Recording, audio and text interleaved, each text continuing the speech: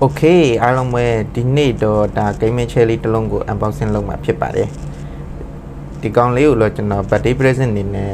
လက်ဆောင်ရထားတာပါเนาะသူရဲ့ gaming chair လေးရဲ့ model ကတော့ TT Racing Shure 8 gaming chair ဖြစ်ပြီးတော့ဒီကောင်က Star Wars edition ပေါ့ Star Wars edition လေးကိုပဲနောက်ဆုံးတော့ မိုက်ကလေးနဲ့ပဲကောက်ပြီးရွေးချယ်လိုက်ပါတယ်ဒီကောင်ရဲ့လက်ရှိပေါက်ဈေးကတော့ 13490 ကျွန်တော်တို့ထက်ဝက်လောက်ဈေးနဲ့ promotion ချလို့ကောက်ဆွဲလိုက်တာပါဒီလားတော့ရေးနဲ့ထမင်းပေါ့နော် payment share ကြီးမလိုက်ပြီဆိုတော့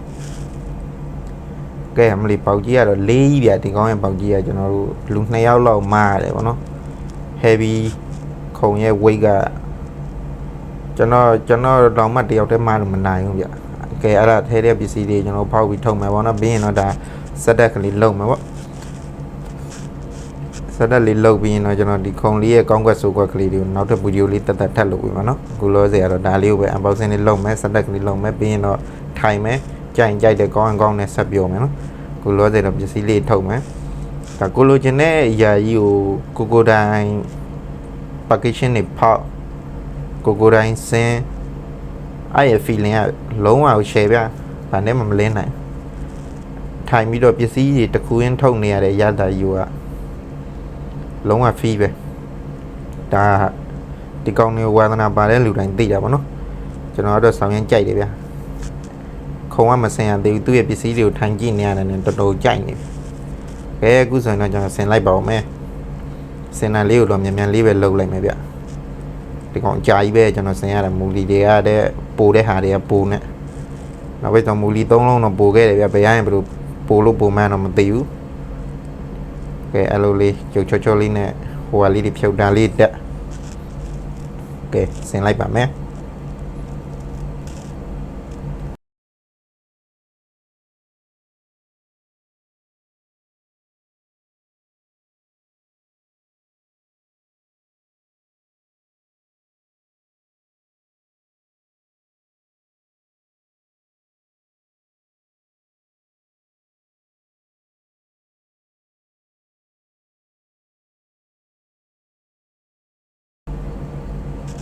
ဖြုတ်လို့တက်လို့ပြီးသွားတဲ့အချိန်မှာတော့ဒါ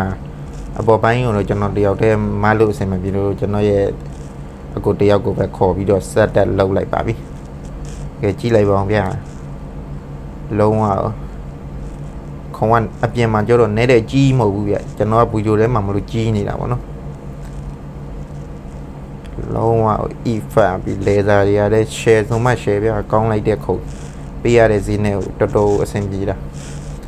ပစ္စည်းတွေဝယ်ရတဲ့ထဲမှာဒီကောင်းကြီးတစ်ခုကိုအကြိုက်ဆုံးနဲ့အတန်ဆုံးကိုခံစားရတယ်ဗျ။ဘာဖြစ်လို့လဲသူကိုလည်းကြိုက်လို့လားမသိဘူးเนาะ။